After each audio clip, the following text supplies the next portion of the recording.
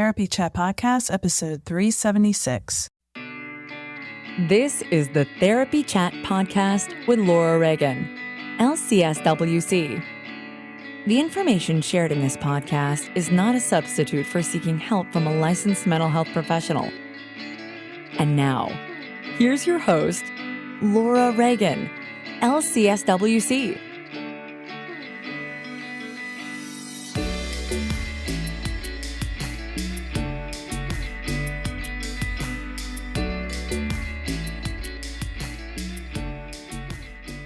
This week's episode is sponsored by Therapy Notes, the #1 rated electronic health record system available today. With live telephone support 7 days a week, it's clear why Therapy Notes is rated 4.9 out of 5 stars on Trustpilot and has a 5-star rating on Google. Therapy Notes makes billing, scheduling, note-taking, and telehealth incredibly easy. And now, for all you prescribers out there, Therapy Notes is proudly introducing ePrescribe. Use coupon code CHAT or click the link in the show notes to get 2 free months at therapynotes.com.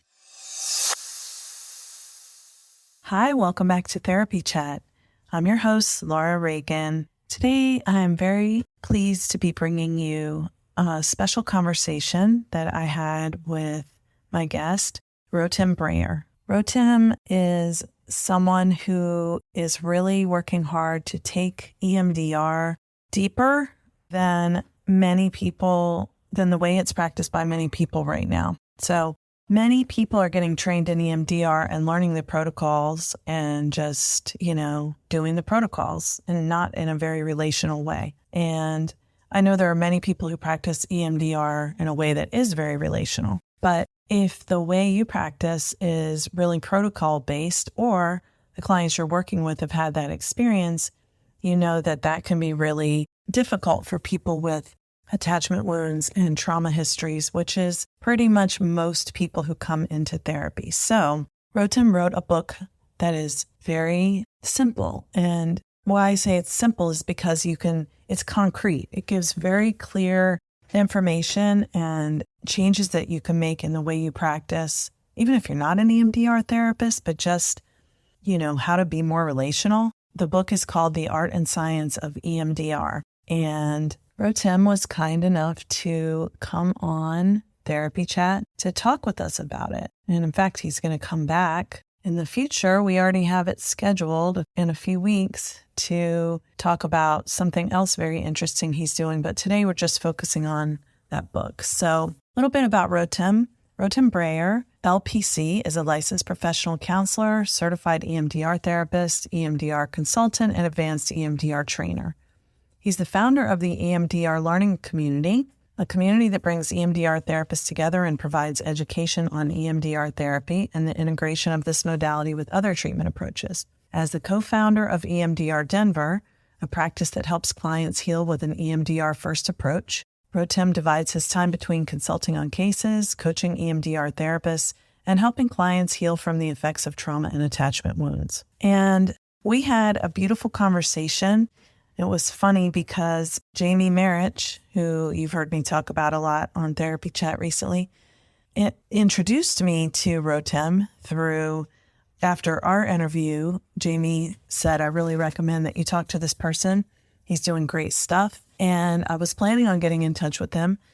Next thing I know, I didn't. And a few weeks later, Jackie Flynn, who was a guest years ago and is really big in her play therapy community, she does a lot of play therapy work and supports play therapists. She contacted me and said, you really need to talk with Rotem Brayer on your podcast. So when multiple good people are telling me you really need to talk with this person, I listen. And it was true. So I hope you will enjoy listening to our conversation.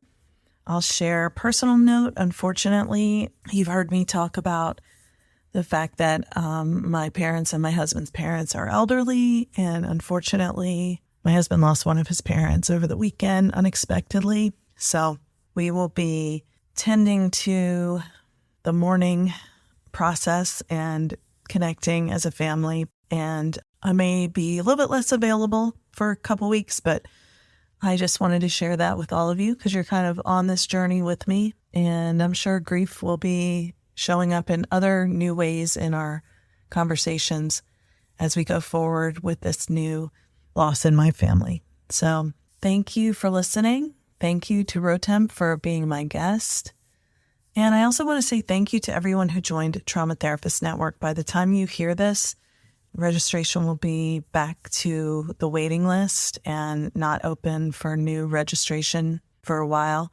But whether you joined the waiting list and didn't join, or if you joined the waiting list and did join, or if you didn't join the waiting list and then you joined when registration was open, or if you shared about it, thank you. We are so honored to be able to offer this kind of support. Therapists tell me how much they need it and how helpful and beneficial it is to them, to their health and well-being and their personal and professional lives.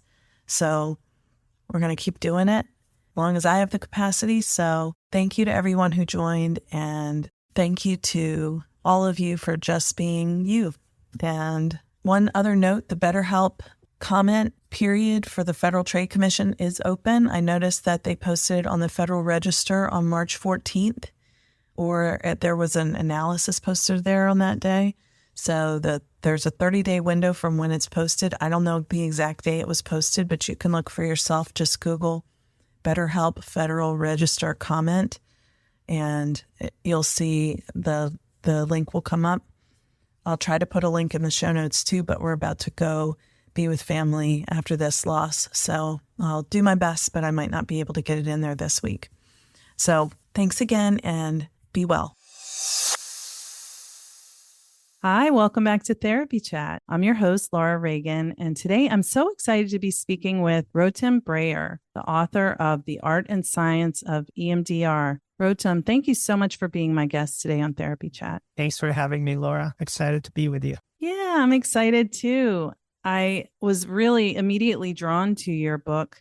And I must tell everyone that the person who helped us get connected with each other is Dr. Jamie Marich, who called herself a friend of yours. And obviously, Jamie respects you greatly. So I was instantly interested in speaking with you. And then the title of your book really drew me into The Art and Science of EMDR. So before we get to talking about your book, can we start off with you just telling our audience a little bit more about who you are and what you do? Sure. So I am an EMDR therapist and a consultant. I am the co-founder of EMDR Denver, which is a practice in Denver that focuses on our approach is EMDR first. So it's not that we're only EMDRing our clients, where we are both therapists, but we are our approach from the moment we conceptualize clients' issues, it's with the framework of EMDR. And we just found that EMDR is a very, very effective method to treat our clients. I'm always excited about learning and talking with other EMDR clinicians. I started the EMDR learning community, which is a community for trained EMDR therapists. If people are in training, we're letting them in, and it's really exciting to be in a community. I know, Laura, you have your own community, and it's really excited to be with fellow, clinicians who are excited about the work, excited about learning, and always growing as clinicians. I agree. It's, trauma work is specialized work, and it really takes kind of a specialized perspective. You need to really love the work and believe in it and believe that healing is possible, and know that, people who have been through the worst things can come out on the other side with not only healing, but growth as a result of that, I guess you could say, corrective experience of therapy. Absolutely. So Rotem, I wanted to just sort of pick up on something that you said just then, when you said we're not just EMDRing people, but we are therapists. Can you explain a little bit about what you're saying with that? Yes, absolutely. So that takes me directly to chapter 3 of my book, which is about EMDR and the therapeutic relationship. Something that we're not talking enough about in the EMDR world.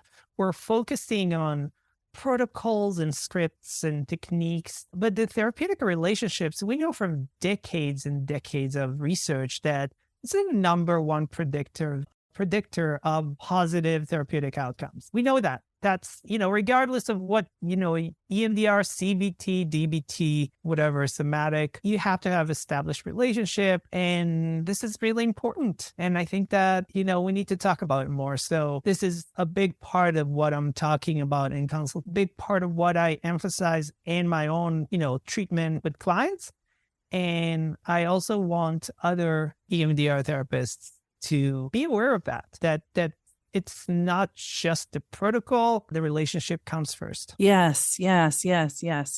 And I think in our field, what I'm observing, I certainly, when I went to grad school and I graduated in 2010 with my MSW, so 12, 13 years ago, my school was so heavily focused on evidence-based practice. We were really kind of indoctrinated that evidence-based practice is the way to go, which I agree that we want to be sure that what we're doing is therapeutically beneficial and that it's been shown to be.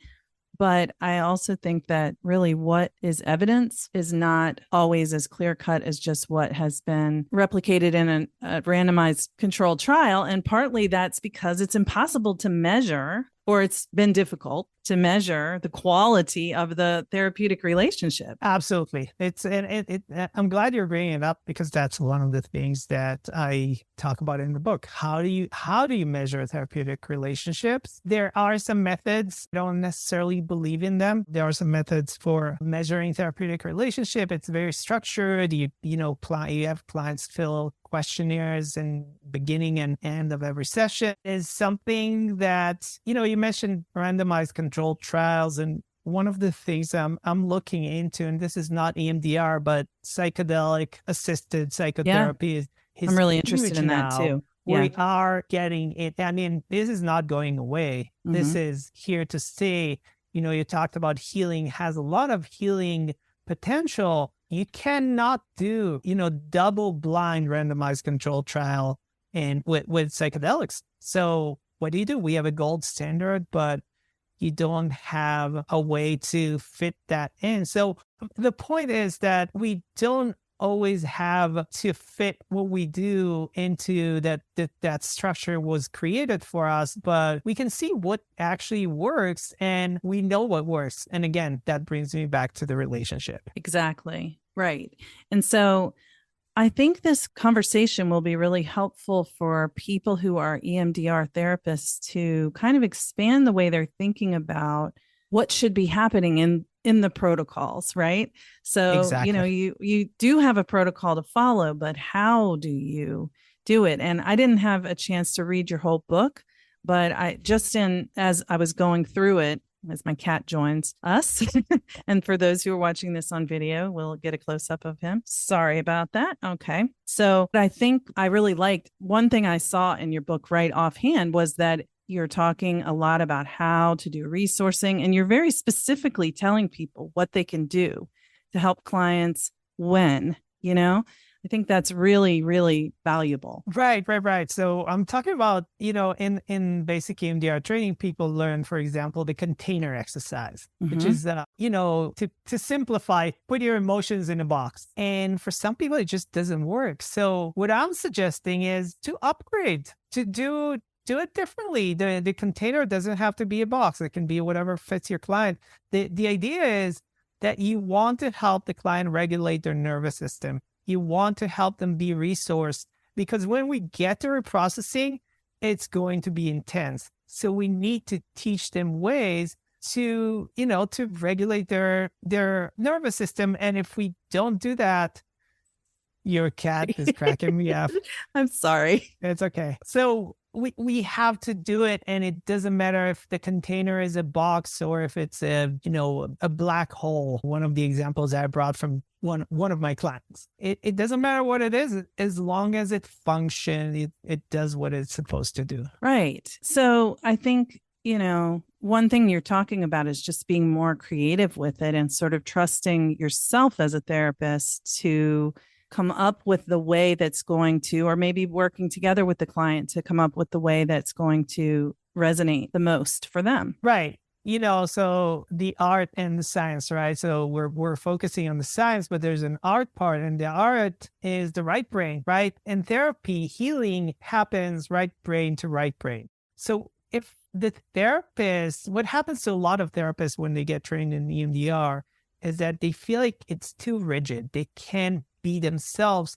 And this is a myth that I'm trying to kind of break there, that you should, it's not only that you can be yourself as who you are as a client or as an individual and as a therapist, you should be yourself because this is necessary for the healing to happen. Can you say more about that? Why is it necessary for the therapist to be themselves for healing to happen? If you're not yourself, if you are reading a script and you're doing this and you're reading every word from the script and you're not paying attention to your client and you're not being authentic, your client will feel. I think that days of lying on a couch and there's a therapist behind you who's not saying anything, these days are gone. Even for people who do more psychodynamic psychotherapy, we bring ourselves into the therapy and our clients expect that. Yeah, I agree with you. I think that when we try to be so detached, and that's what I took away from the way I was trained in school, that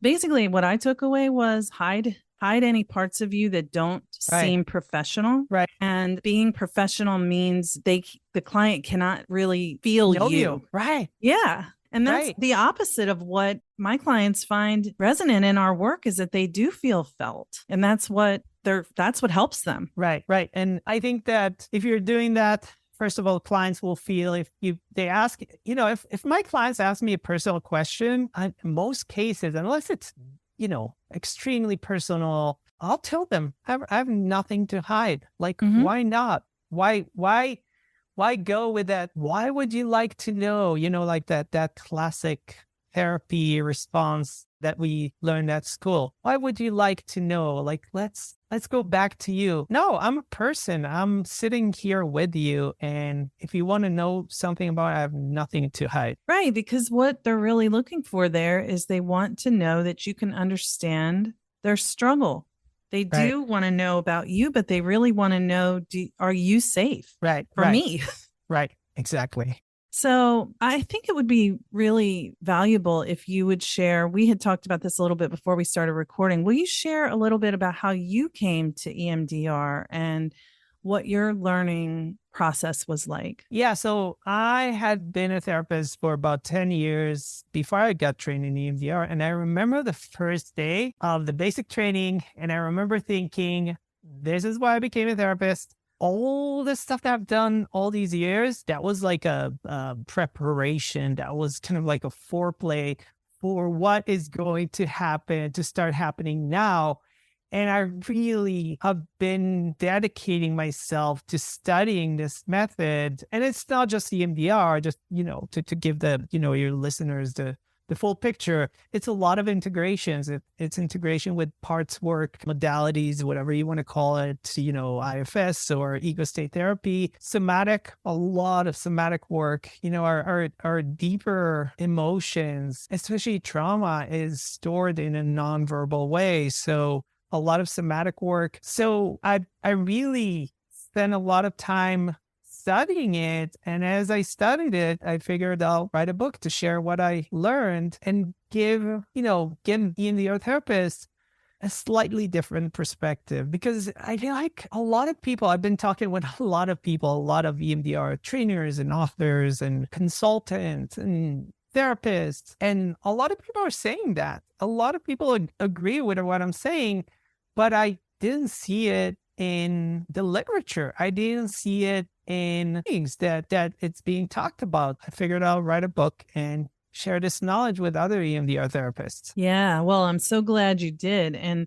so when we were talking, you mentioned that you actually did more than one EMDR basic training. Yeah, Can you talk about that a little bit? Yeah, I did. And again, that was part of my research for the book, to see how it's being taught. I did my basic training with one institute. When I was consultant training, I was with another institute. And then when I became a consultant, I actually went to Florida to train with one of my favorite people, Dr. Andrew Dobo, who has a Jungian background.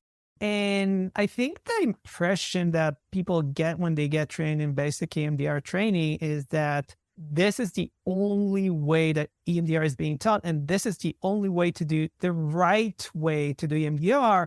And what I found in these trainings is that from the moment you start even conceptualizing the client's issues, there's some differences.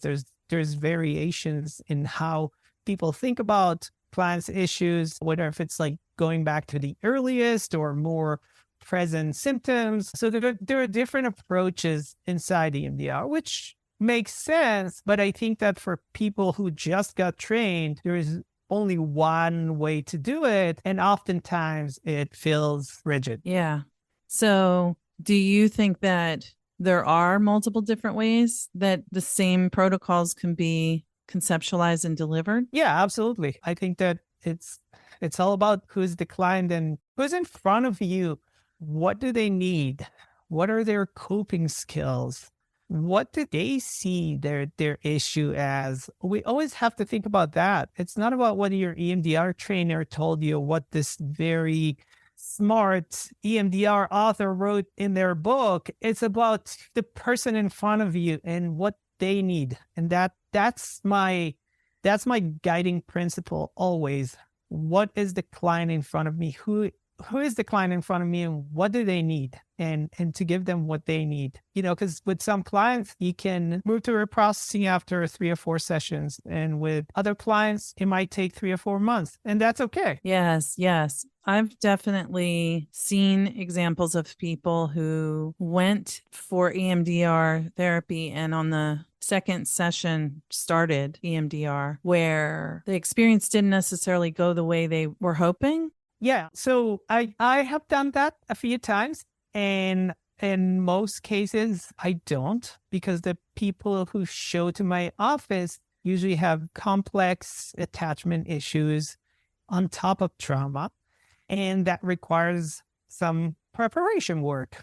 One on top of my head, I can think about a client who I'm going to change some details here, but, the client had a very stable childhood, no attachment ruptures, nobody's childhood is perfect, but there were no major things. Everything was, there was support in the house. And then the client had a car accident that really brought full-blown post-traumatic stress disorder symptoms. So we very quickly moved into a processing and we're done in 3 sessions. But this is not most of the work that we do. So problem is finding people who really did have a stable, supportive childhood that we often think we did until we get to therapy. Yeah. It was that way. I thought, what? Yeah, my family's great. All fine, wonderful. And they are wonderful. And there was a lot of stuff. Right. So we need to take these things into consideration, because if we don't, we can in some situations, like you said, people went to do EMDR and started a second session.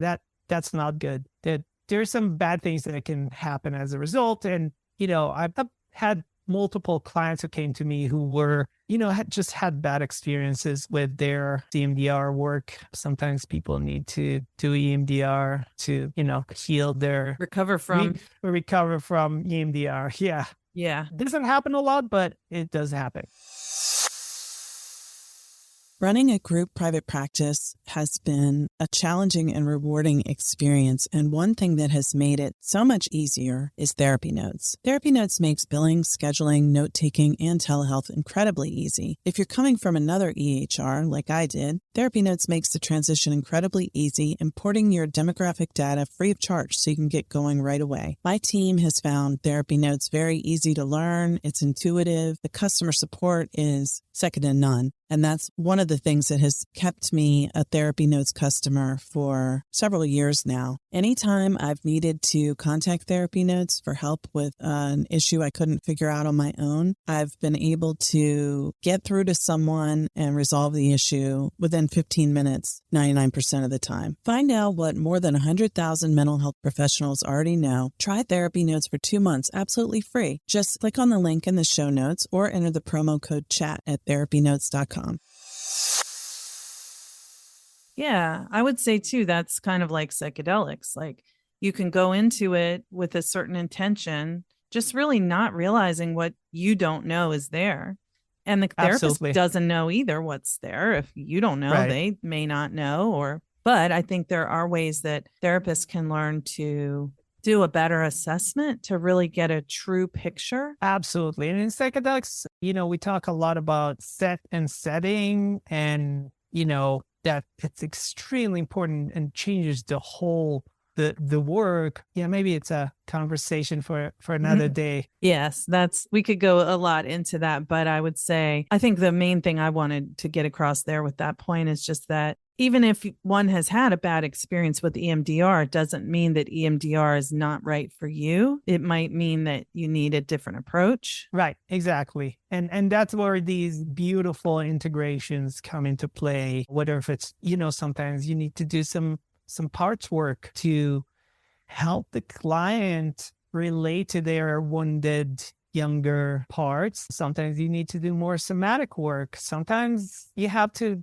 just have clients do their work. I'm a big fan of do your own work at home, like doing preparation work in session is really great, but it's just the beginning. And I'm talking about it in the book because there is a neurobiological reason for that.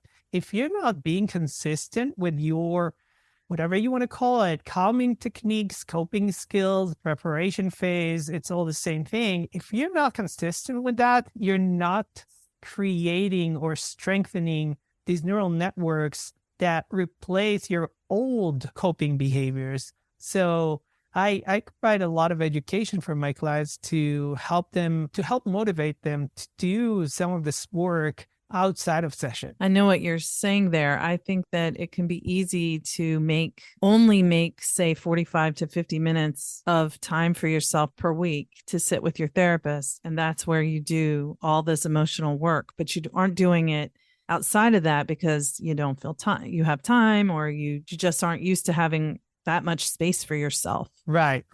Yeah. And I don't have time. I don't accept if you want to do the work, you need to dedicate and you have to prioritize and, time. We all have 24 hours in a day, but if you really want to do the work and improve your mental well-being, you have to do some of that work outside of the session. Yeah. I think it could be a long process of preparation to begin to really believe that you are worthy of this much attention. So from your perspective, EMDR can help with trauma and attachment wounds then, huh? Yes, absolutely. I'm glad you're asking this question because a lot of people think that EMDR is only good for simple trauma, whatever that means. And the first studies, the first research that was published in the 80s was about just trauma. There was not enough research about attachment and complex trauma.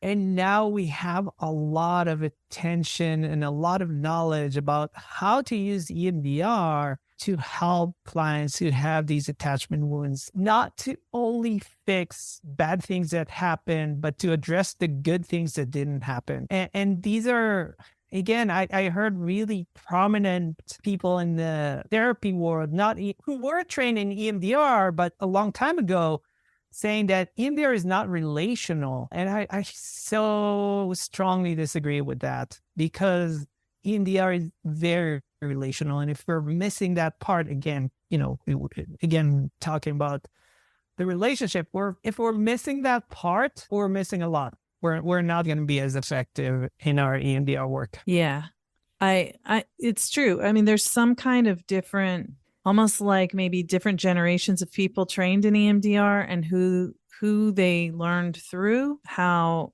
relational it is, or how much emphasis is placed on, because I'm seeing some people advertising, I do EMDR for, they'll say like anxiety, depression, and OCD. Yeah. And, which can be expressions of trauma. And so then, are you using it with the lens that you're addressing trauma, or are you using it as just a symptom reduction if you think that that's all it can be, or just, I don't know. I think that our understanding of what trauma has broadened over the past few years, right? So again, going back to what I said a minute ago about it's not just bad things that happen, it's good things that didn't happen. that can be traumatic. Or it's not only, hurricanes or earthquakes or serious assaults. It can be also if you had a third grade teacher who really, really didn't like you and nobody paid attention, like your parents didn't even notice that, and you went to school every day and you were miserable.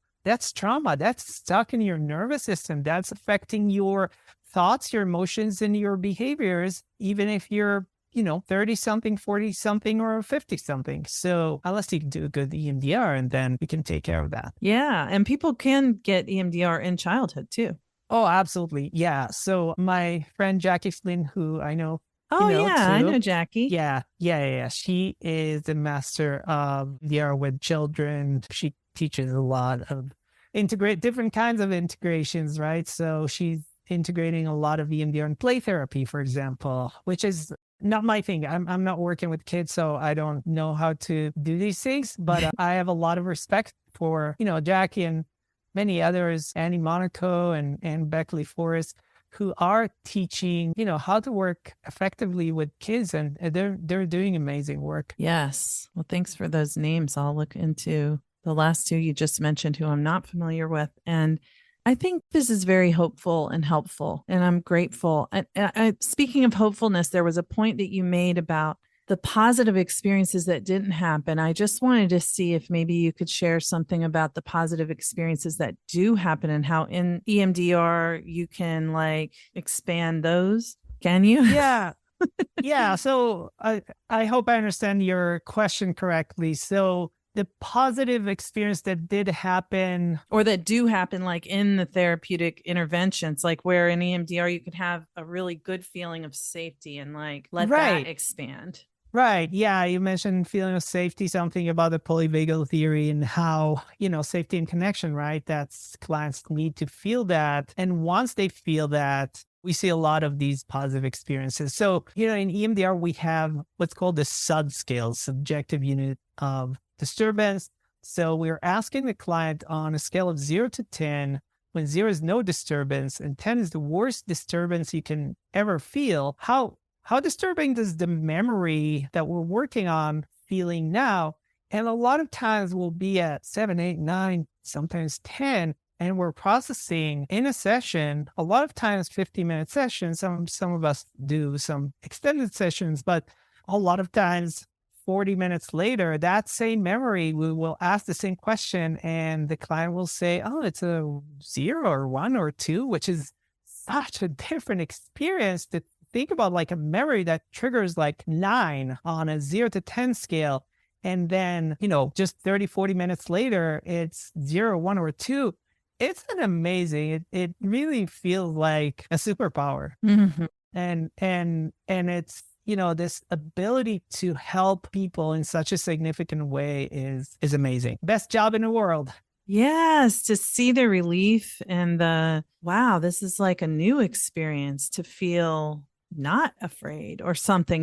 That's what's really I think sometimes people are afraid to do EMDR because they're afraid of what they'll find. But I know that there can also be those kinds of experiences that are also part of it. It's not one thing. Right. Well, Rotem, do you have anything else that you want to share about your book or your work that we didn't get into yet? I find this so exciting and hopeful and positive. Yeah, it is exciting. Thanks for asking that, Laura. I think that what I'm most excited about in this book is the last chapter. The last chapter is deliberate practice, which is a method of getting better. Deliberate practice is what experts in different fields do to become experts. So athletes and musicians and pilots, they all do very different things, but they have a very systematic method to learning, and the learning involves practice. And this is what the new thing that I bring to the world of EMDR. I have, again, reviewed the research and the literature and every EMDR book out there, and nobody talks about it. And this is a method that people can use to get better at what they do. So if it's, trained therapists can use it in consultations, but consultants can use it in their own consultations. Trainers can use it. Because if I'm sitting at a training and I only watch PowerPoint presentation, I'm not going to get better as an EMDR therapist. Maybe I'll get a little better, maybe tiny little bit better. But if I practice what I learned, so let's say I watch a PowerPoint or I watch a video, even better, and then I try it myself, and then a trainer comes or my consultant is coming, and this is how I do my own consultations, and giving me feedback. And then based on that feedback, I'm trying again and I get more feedback on the littlest things, on the very, very little thing. I keep getting feedback. That's how I'm going to get better. And I hope that EMDR therapists in fact, I know because again, we have this community of EMDR therapists and people do want to get better. And this is a really good method to getting better at what we do. So I hope people will implement it into their consultations and trainings and learning. Well, that makes me have another question. Yeah, go ahead. Do you include in that deliberate practice idea experientially receiving EMDR as a clinician too? I mean, I know that's usually built into the training to some extent. Yeah, I highly, highly recommend. So this is what I'm telling all my consultees the first time, that get EMDR as a client. This is the best way to learn EMDR. You can do all the courses and trainings and everything in the world. But if you're not being the client, you're not feeling it, you're not experiencing it as a client, it's all going to be theoretical. So yes, definitely get it as a client. With a training is kind of like an accelerated EMDR when you're doing the training, and depending on the trainer, sometimes you're not really getting to deeper things. And I think that in order to be a better EMDR therapist, definitely get your own EMDR as a client. Yeah. I think it's just impossible to really do therapy in an embodied way if you haven't experienced what it's like to do that kind of healing work yourself, because, your blind spots, you will shy away from them just unconsciously. But if you've worked, what they are, then when they come up, what's happening, and you have more of a sense of, oh, I have something else that I need to give some attention to after this session is done, Yeah, exactly. Well, I've really enjoyed this conversation and I'm so happy that you have written this book. So where can people find you, your book? So if people Google The Art and Science of EMDR, they will find either the book is on Amazon or Barnes and Noble or wherever, I don't know, Target even. Who buys books at Target anyway? But I started this website. I called it The Art and Science of EMDR, and I have a lot of interviews that I did with, the people that I found really interesting in the EMDR world. So Jamie Marich is there, Dr. Jamie Marich, Dr. Riel Schwartz, Dr. Debbie Korn. I've interviewed both of them. I'm big fans of both of them. Well, all three that you just mentioned. Yeah. And a lot of other people who really are, have many years of experience. Dr. Andrew Dobo and Beckley Forson and Monaco that I mentioned, Jackie Flynn. So this is kind of like a free resource, EMDR therapists. And then there's the EMDR learning community, which is a closed community. It's free, but it's closed. It's not on Facebook. It's on an independent website. And every EMDR therapist, even if they're still in training, can join. And we're kind of learning together. We have a monthly theme and we have weekly challenges. We have giveaways. So we're making it fun. And we're also learning together. So we're learning from each other. And I believe that we can all learn from each other. So it doesn't matter that I'm a consultant and someone just finished their basic EMDR training yesterday. They might have an idea that I never thought about. And it happens all the time. Like every day I'm in this community, I'm learning from other members, and it's really fun to learn together. That's beautiful. What an amazing resource. I didn't know it was a free community. That's so great. Yeah. It's at some point I thought I considered changing the name of the community to EMDR Nerds, but I'm staying with the EMDR Learning Community. Some people don't want to identify as a nerd. They're not ready. I know, but We embrace that part of themselves. We're nerds. We're EMDR nerds, and we're proud of it. So that's right. Yeah. Well, I'm a big trauma nerd myself, so I'm not an EMDR nerd yet, but big trauma nerd, so I can embrace that too. I love that you said not yet. So that's good, Laura.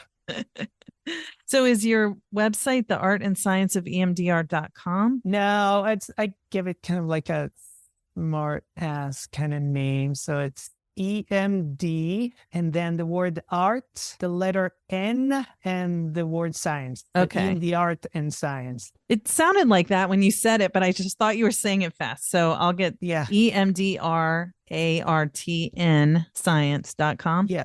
Yes. Okay. Correct. Great. Yeah. I'll put that in the show notes too for anyone who's listening and didn't quite catch that. I'll put it in the show notes and all of your other stuff too. Yeah, that's great. Thank you for having me. I love what you do. And yeah, I'm grateful to spend my Monday early afternoon with you. Oh, thanks. I am too. I'm so grateful that we connected and I'm excited to share this with our audience. Thank you to Therapy Notes for sponsoring this week's episode. I do love Therapy Notes. It's such an asset to my business and makes my job as a practice owner and a therapist much easier. Try it today with no strings attached to see why everyone is switching to Therapy Notes, now featuring ePrescribe. Use coupon code CHAT or click the link in the show notes to get 2 free months at therapynotes.com. Thank you for listening to Therapy Chat with your host, Laura Reagan, LCSWC. For more information, please visit therapychatpodcast.com